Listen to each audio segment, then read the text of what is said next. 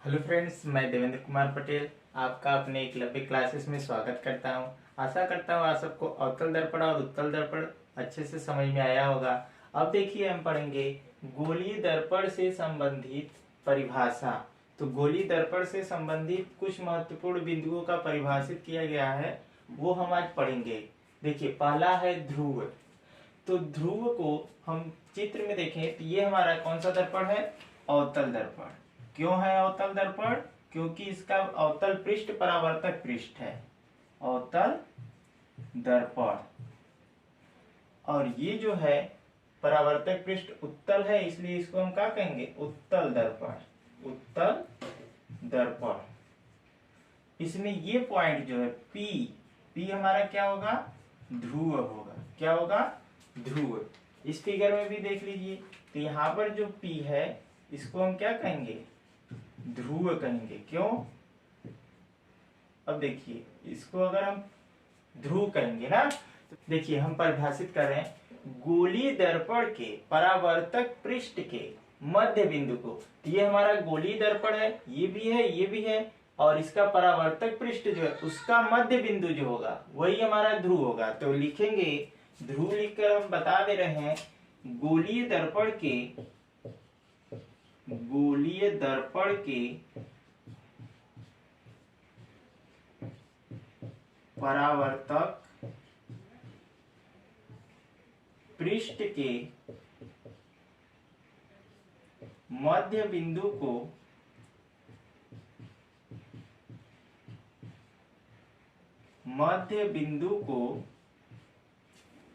ध्रुव कहते हैं। ध्रुव कहते हैं।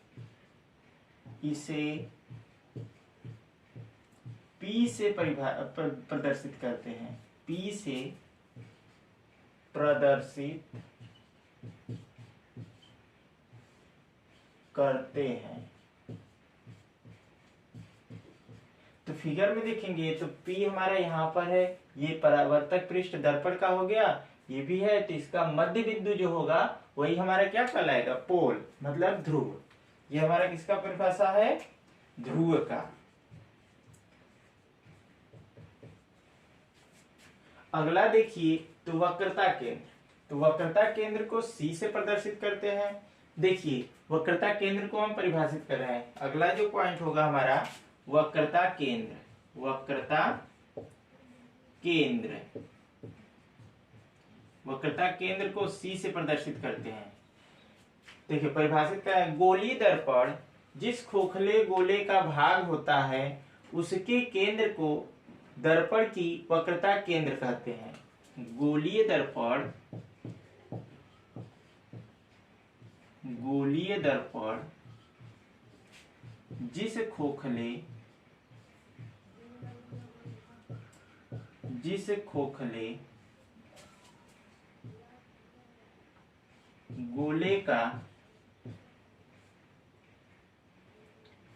गोले का भाग होता है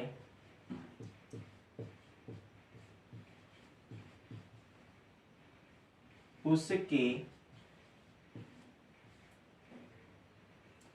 केंद्र को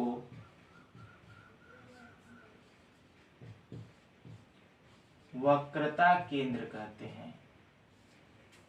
उसके केंद्र को दर्पण का, गोलीय दर्पण का वक्रता केंद्र कहते हैं। उसके केंद्र को गोलीय दर्पण का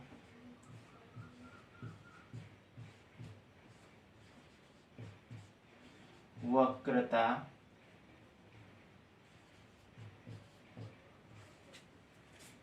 केंद्र कहते हैं।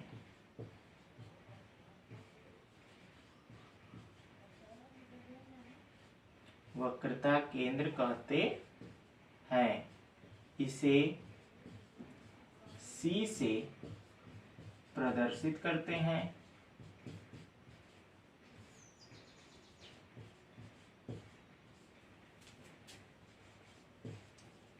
तो फिगर में देखेंगे तो ये जो हमारा है पॉइंट C, वो हमारा क्या होगा? वक्रता केंद्र। इसे हम क्या नाम देंगे? वक्रता केंद्र। इस फिगर में उत्तल दर्पण में भी देख लीजिए ये है, तो ये हमारा क्या होगा, वक्रता केंद्र। क्यों? क्योंकि अगर देखें तो ये अगर डॉटेड लाइन से मिला है तो एक गोला बनेगा और इसका एक जो सेंटर होगा वो सेंटर सी होगा। अब सी देखें तो इस गोले का भी केंद्र है, तो अगर हम इसको डिवाइड करें तो ये जो दर्पण तैयार होगा उसका भी ये केंद्र होगा, इसलिए इसको ही हम क्या किए, वक्रता केंद्र कर दिए। अगला देखिए, अगला जो है वक्रता त्रिज्या।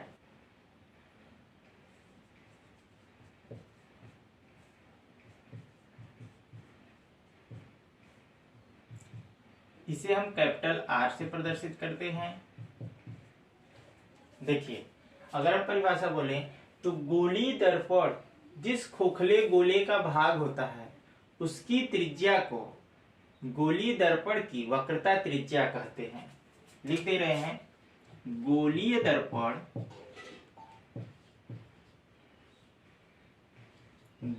दर्पण जिस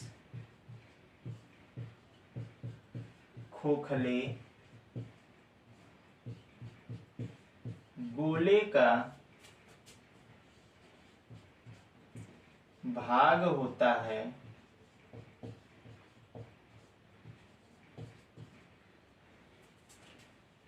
उसकी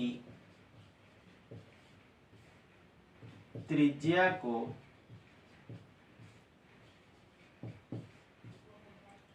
गोलीय दर्पण की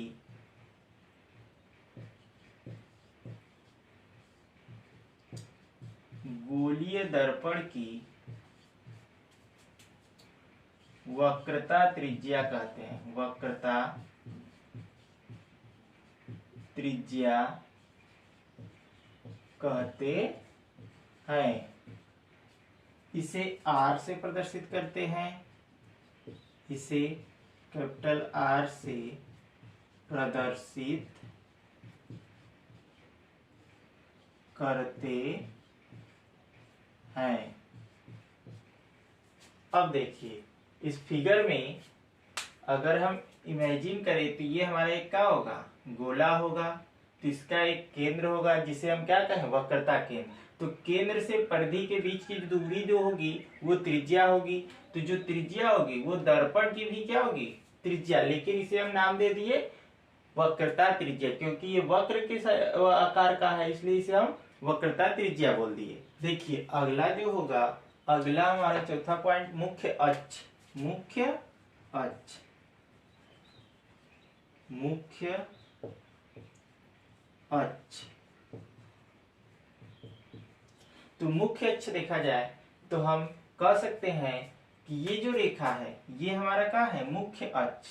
इसका नाम जो होगा, इसका मुख्य अक्ष। ये भी है, ये भी है, ये अवतल दर्पण का है और ये उत्तल दर्पण का। तो इसमें अगर हम परिभाषा लिखें तो ये हमारा क्या है, सेंटर ऑफ कर्वेचर, वक्रता केंद्र, और ये हमारा क्या है, ध्रुव। तो वक्रता केंद्र और ध्रुव से होकर जो सीधी रेखा जाती है उसे हम क्या कहते हैं, मुख्य अक्ष। लिख दे रहे हैं, वक्रता केंद्र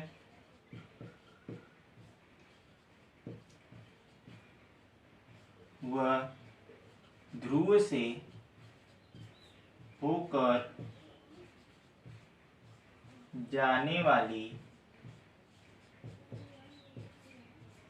सरल रेखा को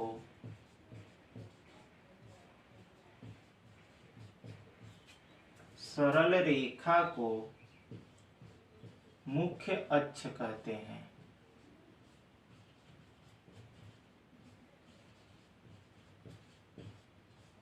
मुख्य अक्ष कहते हैं। अगला देखिए, अगला जो है मुख्य फोकस। तो मुख्य फोकस का परिभाषा अगर हम लिखें तो फिगर में दिख रहा होगा फोकस बिंदु एफ, कैपिटल एफ, मुख्य फोकस। इसे हम कैपिटल एफ से डिनोट करते हैं।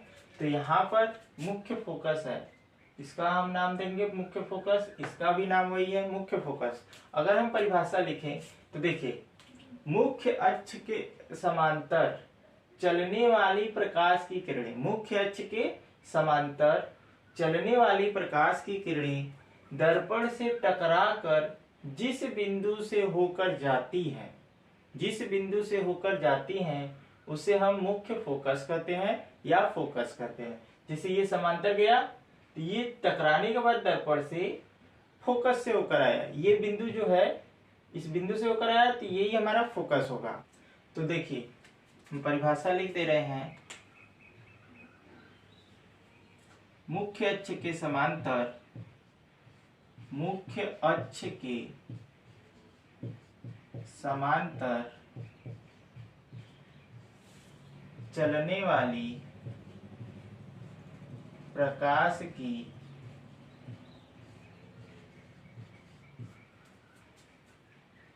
किरणें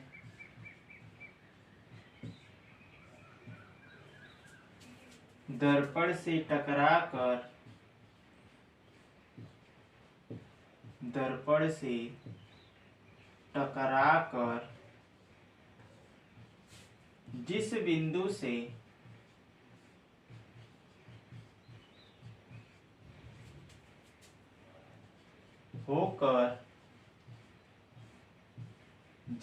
हैं उसे मुख्य फोकस या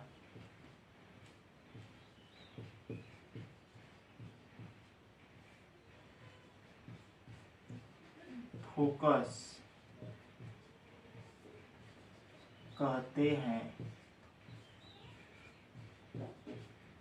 देखिए एक बार फिर से देख लीजिए, मुख्य फोकस, मुख्य अक्ष के समांतर चलने वाली प्रकाश की किरणें दर्पण से टकराकर जिस बिंदु से होकर जाती हैं उसे मुख्य फोकस या फोकस कहते हैं। तो यहाँ पर देखेंगे तो ये दर्पण के समांतर चल रहा है, फिर टकराने के बाद एक बिंदु ये है जिससे जा रहा है, तो ये हमारा बिंदु जो होगा यही हमारा क्या होगा, मुख्य फोकस। अब देखिए फोकस दूरी, फोकस दूरी, इसे हम स्मॉल एफ से प्रदर्शित करते हैं। तो फोकस दूरी, देखिए फोकस दूरी करने मतलब फोकस और ध्रुव के बीच की दूरी। तो लिखेंगे दर्पण के ध्रुव व फोकस के बीच की दूरी को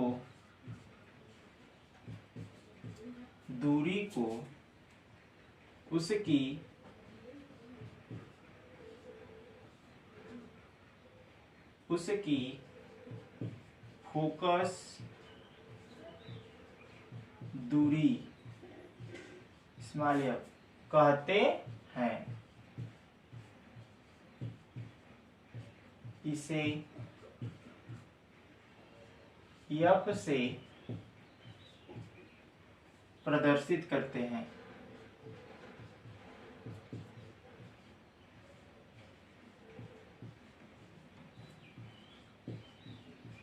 स्मॉल एफ से प्रदर्शित करते हैं। तो देखेंगे तो ये हमारा ध्रुव और ये फोकस, इसके बीच की जो डिस्टेंस होगी वही हमारा क्या होगी, फोकस दूरी होगी। अगला जो है फोकस तल, तो हम परिभाषित कर सकते हैं कि मुख्य फोकस से होकर जाने वाले तथा मुख्य अक्ष के लंब रूप तल को फोकस तल कहते हैं। जैसे यहाँ पर देखें तो मुख्य फोकस कौन होगा, ये होगा, और मुख्य अक्ष ये है।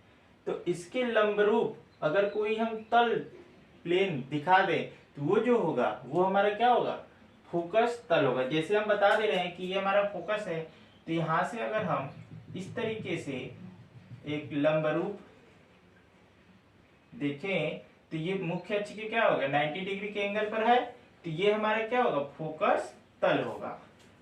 क्लियर हुआ? आशा करता हूँ आप सबको ये छोटे छोटे परिभाषा समझ में आए होंगे। यदि समझ में आया तो मेरे चैनल को लाइक कीजिए, सब्सक्राइब कीजिए और शेयर जरूर कीजिए। धन्यवाद।